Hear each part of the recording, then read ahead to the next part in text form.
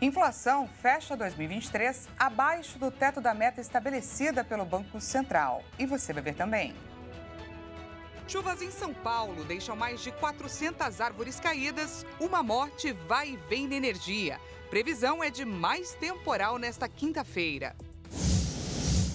Lula anuncia ex-ministro do STF, Ricardo Lewandowski, como novo ministro da Justiça. Equador, em estado de guerra, enfrenta terror do tráfico pelo terceiro dia. Irmão de brasileiro sequestrado no país grava vídeo agradecendo a libertação de Tiago Alan Freitas. Conseguimos, mano. Obrigado, gente. Todo mundo aí. Todo mundo que falou, todo mundo que correu atrás. E ainda, Israel ataca sul de Gaza em meio à viagem regional de Antony Blinken, onde ele luta por uma desescalada do conflito. Essas e outras notícias você confere a partir de agora. Olá, boa tarde para você. Seja muito bem-vindo a essa edição. Nós estamos ao vivo, 1h04 pelo horário de Brasília. E vamos juntos conferir o que é notícia no Brasil e no mundo nesta quinta-feira. As chuvas que atingem São Paulo e a região metropolitana há 3 dias seguidos já causaram a queda de mais de 400 árvores, 26 alagamentos e diversos registros de falta de luz. E hoje há previsão de mais temporal na região. Vamos ver. Em toda a capital e nas cidades vizinhas, muitas pessoas ainda estão sem energia elétrica. Segundo a Enel, 60% dos clientes que ficaram sem luz ontem já tiveram o serviço restabelecido, mas a empresa não informa quantas residências foram afetadas. Alguns bairros enfrentam ainda um vai e vem na energia elétrica desde a segunda-feira. O prefeito Ricardo Nunes voltou a cobrar publicamente a concessionária responsável. No início dessa semana, um homem morreu eletrocutado na zona sul da capital após seu carro ter sido atingido por um fio eletrizado. O temporal, com ventos de até 96 km por hora, causou acidentes como o desabamento de uma estrutura metálica na marquise do Parque do Ibirapuera. 4 pessoas ficaram feridas no acidente e foram encaminhadas ao Hospital Albert Einstein. Com as chuvas diárias, há locais em que árvores caíram há dias e ainda não foram removidas. A previsão para esta quinta-feira é um fim de tarde e início da noite também chuvoso. Segundo o Centro de Gerenciamento de Emergências Climáticas do Estado de São Paulo, há potencial para a formação de alagamentos e rajadas de vento. A recomendação é não sair durante os temporais, não ficar embaixo de árvores e da rede elétrica e, se necessário, procurar edificações seguras para se abrigar. Em 11 dias, a cidade já acumulou quase 73 milímetros de chuva, o que representa 28,3% dos 256 milímetros esperados para o mês. Na sexta e no sábado, a previsão também é de chuva. Pois é, alerta de chuva intensa novamente para São Paulo e também para Santa Catarina. Além da chuva, a Defesa Civil do Estado emitiu alerta laranja com possibilidade de ventos fortes e aquele combo clássico que a gente já conhece. Risco de quedas de árvores, alagamentos, deslizamentos de terra e danos à rede elétrica. Mas quem traz para a gente os detalhes, direto de Criciúma, é a nossa repórter Michele Veiga. Dani, a temperatura continua alta em todo o estado. Hoje, embora bem nublado o tempo, mas não tem como. O abafadão está predominando Santa Catarina. Para você ter uma noção, por volta das 11 horas da manhã, a temperatura era de 30 graus mesmo sem sol. Um abafado mesmo que a gente sente no corpo e haja ar-condicionado e muita água para hidratar. Mas todo esse calorão movimenta, é claro, o turismo, que essa época do ano vive especialmente de receber esses visitantes aqui em Santa Catarina de belas praias. Mas também, Dani, eles estão sentindo um baque muito grande, pois os argentinos, eles sempre vieram em grande número para Santa Catarina, alugando casas de temporada, se hospedando nos hotéis das mais diversas praias. Mas esse ano, de acordo com a entrada no país, ali em Uruguaiana, no Rio Grande do Sul, caíram números de entrada de veículos da Argentina no país, já representando uma queda no total de 29.200 turistas que entrariam no país. O número do ano passado chegou a mais de 43 mil somente nessa temporada. Então, isso já começa a refletir também naquela perspectiva aqui de Santa Catarina, do qual, receber os argentinos é de muito bom grado, porque eles, quando vêm, gastam bastante. Mas toda a crise econômica no país vizinho tem afetado essa entrada e essa chegada dos turistas aqui em Santa Catarina. Lembrando que Uruguaiana, no Rio Grande do Sul, é a segunda maior entrada de argentinos no país. A primeira fica no aeroporto de Guarulhos, aí em São Paulo. Portanto, a expectativa ainda, claro, tem carnaval, tem final de férias, é que mais argentinos venham, mas já caiu bastante esse ano em Santa Catarina, o que começa a mexer um pouquinho com essa parte da economia aqui no estado. De Santa Catarina para a Rede TV, repórter Michele Veiga. Essa é Michele Veiga, direto de Criciúma, trazendo para a gente um dado muito importante sobre a redução da entrada de argentinos pela fronteira terrestre do Brasil, que caiu 40% só nesse início de 2024. Isso segundo dados da aduana de Uruguaiana, no Rio Grande do Sul. Dado que coincide com a instabilidade econômica e a política de preços do novo governo argentino com a chegada de Javier Milei ao poder. Então, para nos ajudar a olhar melhor a realidade por trás da notícia, recebo agora o economista César Bergo. César, seja mais uma vez muito bem-vindo aqui no nosso espaço. Oi, Dani, é uma satisfação estar com vocês aí. E realmente é uma grande dificuldade aí em função dessa crise argentina.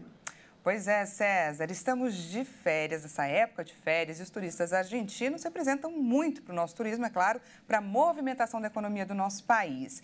Eu gostaria que você nos explicasse sobre esse cenário. Podemos dizer que o aumento de 90% nos combustíveis pode ter influenciado na escolha dos nossos irmãos? E quais os impactos que podemos prever a partir disso? Não tenha dúvida que o aumento de preço na Argentina acaba tendo impacto, mas o que está acontecendo realmente e faz o argentino pisar no freio com relação às viagens, as medidas econômicas que estão sendo tomadas no governo que assumiu agora no início do ano. Entre elas, por exemplo, a extinção de ministérios, de cargos públicos. Não tenha dúvida que as pessoas estão preocupadas. E aqueles que conseguiram fazer um pé de meia estão guardando para que as coisas fiquem mais claras para tomar as decisões. Não tenha dúvida que o Brasil e o Uruguai são os que mais são prejudicados nesse aspecto da pauta de turismo. Embora também, como foi bem lembrado aí na reportagem, o destino maior na região sul é Santa Catarina, exatamente porque o Balneário de Camboriú recebe bastantes argentinos que têm propriedades, inclusive, naquela cidade, mas também São Paulo e Rio de Janeiro. Mas acreditamos que nos próximos dias, com o clareamento, hoje mesmo é uma decisão importante com relação ao FMI, envolvendo a Argentina, quem sabe nos próximos dias melhore e os argentinos continuem procurando o Brasil, que tem toda aquela questão de cultural, de amizade, E não tenha dúvida que os argentinos são muito importantes nessa época do ano para o turismo no sul do país. Muito importantes, mas é claro, diante da crise, uma viagem fica em segundo, terceiro, quarto, quinto lugar. Aproveite, César, a sua participação aqui no jornal, porque hoje saiu a leitura da inflação de 2023. Então vamos juntos conferir os dados revelados pelo IBGE. A inflação medida pelo Índice Nacional de Preços ao Consumidor Amplo fechou o acumulado de 2023 em 4,62%. O resultado foi divulgado nesta quinta-feira pelo IBGE. Com o resultado, o índice encerrou o ano passado abaixo do teto da meta de inflação perseguida pelo Banco Central. O centro da meta de inflação era de 3,25% em 2023, com um intervalo de tolerância entre 1,75% e 4,75%. Nos 2 anos anteriores, o IPCA já havia estourado o limite superior da meta, fechando 2022 em 5,79% e 2021 em 10,06%. Analistas do mercado financeiro consultados projetavam uma variação anual um pouco menor, de 4,55% para o acumulado de 2023. Segundo o IBGE, no recorte mensal, o IPCA acelerou de 0,28% em novembro para 0,56% em dezembro. Analistas esperavam a taxa de 0,5% para o último mês de 2023. Ao longo do ano passado, o IPCA perdeu força com a trégua dos alimentos após a disparada da inflação desses produtos em meio aos reflexos da pandemia da guerra da Ucrânia. Em 2023, o aumento da oferta de mercadorias a partir da ampliação da safra agrícola também ajudou a frear os preços dos alimentos. Já os preços administrados, que incluem gasolina e energia elétrica, que voltaram a cobrar tributos, impediram uma perda de força mais intensa do índice de inflação. Bom, a notícia é que a inflação, apesar de salgada, ficou dentro do teto da meta, ficou em 4,62, sendo que o teto era de 4,75. César, o que esses números nos contam, principalmente com relação ao que esperar daquela dose do remédio amargo, os juros para o controle da inflação? Podemos esperar menos cortes da Selic daqui para frente? Na verdade, a minha alegria é porque nós fechamos abaixo da meta, porque no início do ano não era essa a perspectiva do mercado para a inflação. A inflação ia estourar o teto da meta, o crescimento econômico também ia ser um crescimento na faixa de 0,5%, o país cresceu, ou seja, inflação em baixa, crescimento em alto, isso é o melhor dos mundos, né? Agora, do ponto de vista econômico, né, tivemos um probleminha no último trimestre com relação aos alimentos, em questões climáticas, né? Tivemos o impacto do arroz, da batata, do feijão, que fizeram subir o preço e realmente os alimentos contribuíram, inclusive nesse mês, para um aumento. O mercado acreditava que a inflação ia ficar realmente abaixo, como diz a reportagem, de 0,5%, veio um pouquinho acima. Mas também errou no mês passado, que a expectativa é que viesse abaixo. Ou seja, a inflação ainda é um perigo, não temos que negligenciar com o seu combate, não. Então, com relação à Selic, não tenha dúvida que o mercado já está apontando uma aceleração na queda dos juros, ou seja, a previsão inicial era 9,25%, já se fala em 9%. Então, de fato, é o que está faltando para que a economia volte aos trilhos. Essa inflação ela vai continuar caindo, com esse aspecto da área de serviço, que me foi lembrado também da energia elétrica, né, que andou subindo um pouco, sendo tudo isso, como diz o economista, ceteris paribus, né, mantido tudo constante, eu acredito que a tendência continua sendo de queda, Dani, para a inflação em 2024. Conversamos com o economista César Bego, que trouxe ótimas notícias, ótimas previsões aqui para a gente. César, muito obrigada pela sua participação. Um grande abraço, Dani, e até a próxima. Até mais. Bom, e o ex-ministro do Supremo Tribunal Federal, Ricardo Lewandowski, foi anunciado oficialmente para o Ministério da Justiça e Segurança Pública. Vamos ver. O ministro aposentado do STF, Ricardo Lewandowski, aceitou o convite do presidente Lula para ser o novo ministro da Justiça.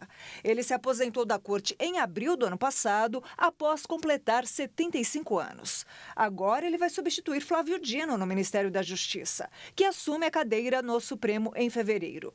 O nome de Lewandowski para o Ministério da Justiça já havia sendo cotado nas últimas semanas. O ex-ministro do STF ainda estava afinando os nomes de quem iria compor a equipe na pasta, caso o convite fosse aceito.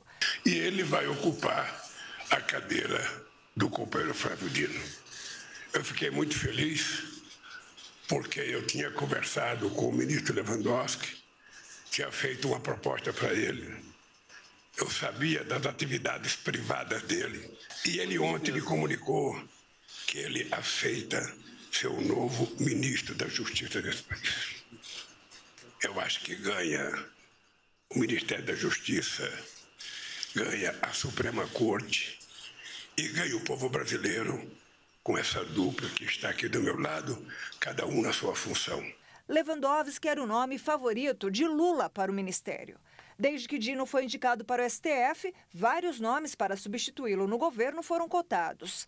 Entre eles estava o de Ricardo Capelli, secretário executivo do Ministério da Justiça, e o de Jorge Messias, advogado-geral da União. Capelli já falou que não tem vontade de ir para outro cargo, como a Secretaria Nacional de Segurança Pública. Mas Capelli é secretário executivo e a tendência é que Lewandowski indique alguém próximo para o cargo. Veja a seguir. Equador, em estado de guerra, enfrenta o terror do tráfico pelo terceiro dia. E ainda, Israel ataca sul de Gaza em meio à viagem regional de Antony Blinken. Viagem feita por um único objetivo, lutar por uma desescalada desse conflito. A gente volta já já. Não perca.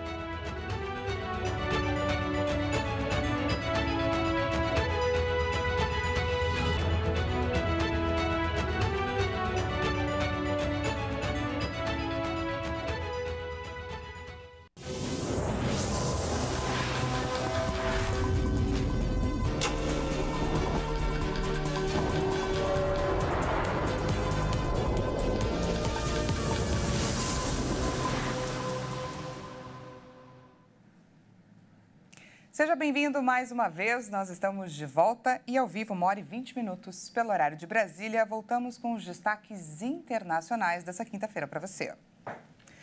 O Equador, em estado de guerra, enfrenta nessa quinta-feira, pelo terceiro dia consecutivo, o poder do narcotráfico sob um clima de pânico. Vamos ver. O presidente do Equador, Daniel Noboa, anunciou uma guerra frontal contra mais de 20 organizações criminosas para conter a nova onda de violência no país. Estamos em um conflito armado. Estamos em um conflito armado não internacional, estamos lutando pela paz nacional, estamos lutando também contra grupos terroristas que hoje em dia são formados por mais de 20 mil pessoas. Hoje em dia são mais de 20 mil pessoas os que los conformam. Porque Ao se considerar um conflito armado não internacional, as Forças Armadas já têm a faculdade de utilizar armamento letal e isso é uma mudança nas regras de enfrentamentos. Certamente utilizaremos armamento letal e está sendo usado contra os grupos que foram identificados como terroristas. Não é um crime comum. Como terroristas, não é em contra de delinquência comum.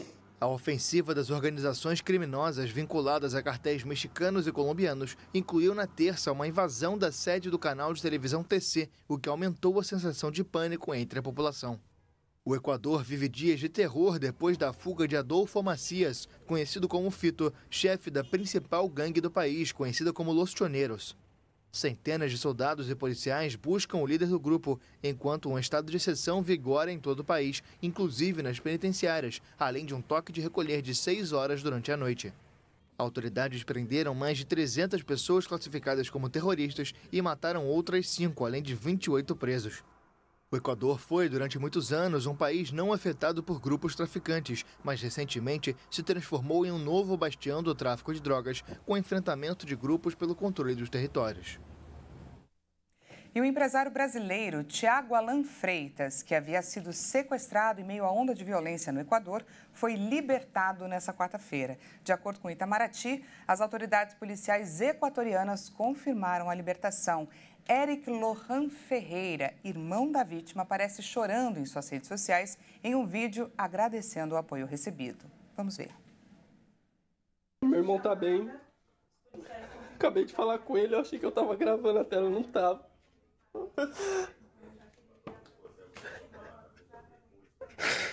Conseguimos, mano. Obrigado, gente, todo mundo aí. Todo mundo que falou, todo mundo que correu atrás, mano. Nosso governo também, as nossas emissoras que ajudaram, deram mais força, Polícia do Equador. Obrigado, Polícia do Equador, obrigado a todos vocês, mano. Obrigado a todos vocês, ele tá bem. Ai, é isso, por enquanto é isso. O chefe da diplomacia chinesa vai visitar o Brasil na semana que vem. O anúncio foi feito nesta quinta-feira pelo Ministério das Relações Exteriores do país asiático. Em conferência de imprensa, a porta-voz da chancelaria chinesa Mao Ning anunciou que Wang Yi estará no Brasil e na Jamaica de 18 a 22 de janeiro, mas não especificou os dias exatos das visitas a cada país. Ela comentou que o Brasil e a Jamaica mantêm posições iguais ou semelhantes em muitas questões regionais e internacionais. A porta-voz afirmou que esta é uma oportunidade para fortalecer a confiança política recíproca com os dois países e aprofundar a cooperação amistosa e mutuamente benéfica em vários campos. Antes, Wang Yi visitará o Egito, Tunísia, Togo e Costa do Marfim, de 13 a 18 de janeiro. A visita de Wang ao Egito se segue à feita nesta quinta-feira pelo secretário de Estado americano Antony Blinken, focada em evitar uma extensão do conflito em Gaza entre Israel e o movimento islamista palestino Hamas. A China tem sido historicamente simpática à causa palestina e defende uma solução de 2 estados para o conflito. Aviões israelenses atacaram o sul da faixa de Gaza hoje, durante uma viagem do secretário de Estado americano Antony Blinken. Vale destacar que o objetivo da visita de Blinken ao país é evitar a crise do conflito. No pequeno território palestino, a aviação israelense multiplicou seus bombardeios contra o setor de Khan Yunis, a principal cidade do sul de Gaza e epicentro dos combates nas últimas semanas. O Hamas disse que os ataques israelenses na noite passada deixaram 62 mortos em todo o território. As organizações internacionais alertam para uma catástrofe sanitária em Gaza, onde 85% da população foi deslocada e a ajuda humanitária chega muito devagar. A guerra eclodiu em 7 de outubro com o ataque sem precedentes do Hamas em solo israelense, que deixou cerca de 1.140 mortos, a maioria civis, baseado nos números das autoridades israelenses. Israel prometeu aniquilar o movimento palestino, lançando uma operação militar contra Gaza, que já deixou mais de 23 mil mortos, a maioria mulheres e menores, segundo o Ministério da Saúde do Hamas. Essa edição fica por aqui de uma maneira bem diferente da habitual. Para compensar as altas temperaturas que a gente tem tanto falado, que tal um mergulho? Te convido para dar uma espiada nos habitantes do fundo do mar. Será que eles estão com tanto calor quanto a gente? Eu tenho certeza que não. Vamos primeiro para West Palm Beach, na Flórida, acompanhar esses peixes-bois marinhos que estão aí tranquilamente relaxando enquanto outros peixinhos às vezes fazem um passeio ao redor dos dorminhocos. Nessas últimas horas, o padrão deles foi o mesmo. Estávamos observando enquanto alguns se levantam para esticar as pernas, ou melhor, as barbatanas. Os outros ficam quase colados na areia do fundo, tirando aquele sono pesado. Mas para vermos mais agitação, vamos viajar novamente, dessa vez para o aquário de Baltimore, ainda nos Estados Unidos. Na sua tela, agora no aquário, os peixinhos estão mais elétricos, correndo para lá e para cá. Se repararmos bem, existem diversas figuras famosas no popular marítimo, como pequenos tubarões que aparecem ao fundo de vez em quando, junto de raias marinhas, que fazem aparições nadando mais próximas do chão. Olha só que delícia, hein? Queria eu aproveitar o calor estando dentro da água. Vale lembrar que até fevereiro é inverno nos Estados Unidos, então essas águas que a gente viu devem estar mais geladas do que a gente imagina. Essa edição fica por aqui. Muito obrigada pela sua companhia. Daqui a pouquinho, Caroline Povaleri chega com mais notícias para você. Até já.